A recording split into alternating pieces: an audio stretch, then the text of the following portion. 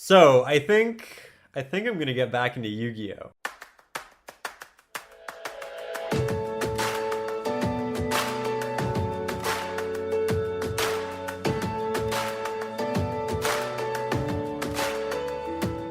Hey guys, welcome back to a brand new episode. This week is going to be absolutely crazy, which is saying a lot if you considered what occurred last week in that we actually won our first locals and we headed down to Toronto to meet Ray from Game Nation to talk sponsorships. And as soon as I finished editing that video, I said to myself, how on earth are we going to top that? And then the answer literally came to me in the mail in the form of these 3 packages right here. These are by far the most expensive cards I have ordered since returning to the game. They are incredibly nostalgic, and I think you guys are going to have a lot of fun with this. So let's open these bad boys, let's build a new deck, and let's hit the montage.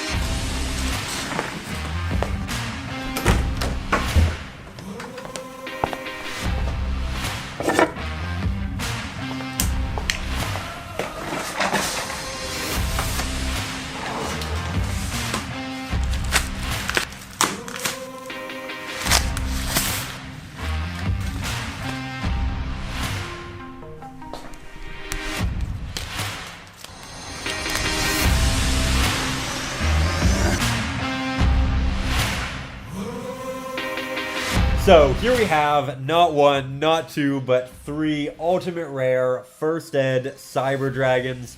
And this is something that is probably the most nostalgic card in the game for me. I still remember when the card came out, I bought so many packs just really hoping to get that super rare copy, because back then the internet, it really wasn't what it is today. You couldn't just go online and buy these cards. So this is just something that I've wanted for 15 years, and I didn't actually think that I'd ever even see an ultimate rare, let alone own a copy or 3. So just so happy with this right now. But with that said, I think we should build a deck. Once I ordered the Cyber Dragons, Mario started putting together a package of the rest of the staples for me, and I was blown away by just how much support this archetype has amassed over the years. It's so nice to know that you no longer have to play Proto Cyber Dragon in your pure build, and core is absolutely wild. The spell and trap support is also top notch with that of Cyber Emergency and Cyber Overflow, but with that said, the next step was to head on over to YouTube and see what builds are out there. Pretty crazy. So let's go ahead and get into it. And you can contact him. And whatever you see on his list, he's the creator of this deck. Divided by 1 billion, so 86. Still good enough though. So I think we are actually going to go with Yassine's build here, or at least something very similar, because it's quite interesting and it definitely stands out from the other builds in that all of the other ones were very OTK centric. You wanted a combo with them, where with this, it's much more control oriented. You have a lot of interruptions, and I haven't had an opportunity yet in modern Yu-Gi-Oh to play with a myriad of traps. So really looking forward to this. There's definitely something nostalgic to it, which was really the point of building this deck with Cyber Dragon, and I'm really pumped. So let's get our cards, let's put something together, and let's have some fun. I decided to add in a couple evenly matched to help break big boards going second, and I also added 3 Solemns because while you can't search them with Trap Trick, they do stop that of Red Reboot, and that could actually be incredibly pivotal. The last notable addition was 2 Machine Duplication. I essentially wanted to splash the OTK opportunity back into the deck and see if I personally preferred a more OTK variant or something much more control heavy. And with that said, it is getting rather late, so I think it's time for everybody's favorite segment, which just happens to be dinner time.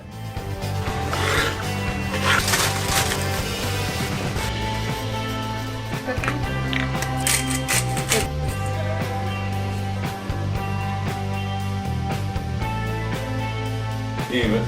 And we've gotten out to do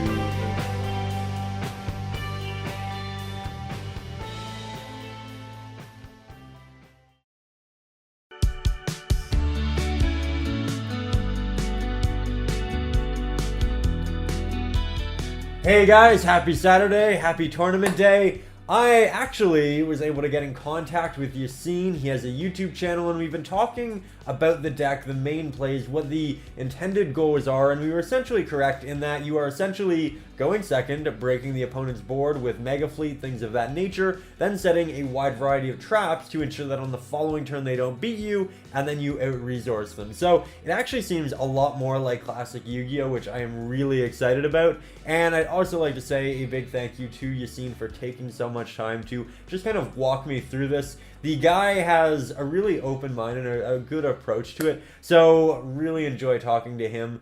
And with that said, I'm going to throw the current deck list up on the screen right now. If you would also like to try it, I'll also have everything typed out. And with that said, it is getting rather late, so I think we're going to get packed up and head out to the shop.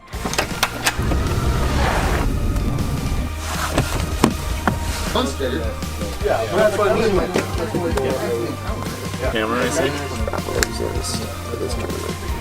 I like it because We had a 14-man tournament, and round 1 was against Ganon. He won the dice roll and opted to go first. Ganon was playing Monarchs and opened with Edo, which allowed him to special summon Eidos. Then he tributed for Vanity's Fiend and activated Domain, locking me out of the extra deck. I drew well and actually didn't have to worry about my extra deck, so I went to the end of my battle phase and used Evenly. From there, I summoned Core, searched Overflow, set 2, and passed back. He attempted to swing, I used Overflow, banishing my Core to pop Vanity, and then he attempted to use Ida's effect, which I Solemn struck. On my turn, I summoned another Core, searched another Overflow, and swung with the big boy damage of 400. He drew, used Monarch's most prevalent ability, Hard Bricking, and passed back. From there, I tributed for Cyber Dragon and set up enough to win the game. From there, we did some siding, and yet again, I was really happy with my hand. I used Emergency to search Core, Core to search Overflow, and then I set 4 and passed back. He attempted to use Evenly, which I Solemned, and so he set a monster. As you can see, this deck is going to lead to some really grindy games. I mean, when do you ever look at a board and you see a normal summon monster, set monsters, and then just back row? It really does feel like classic Yu-Gi-Oh!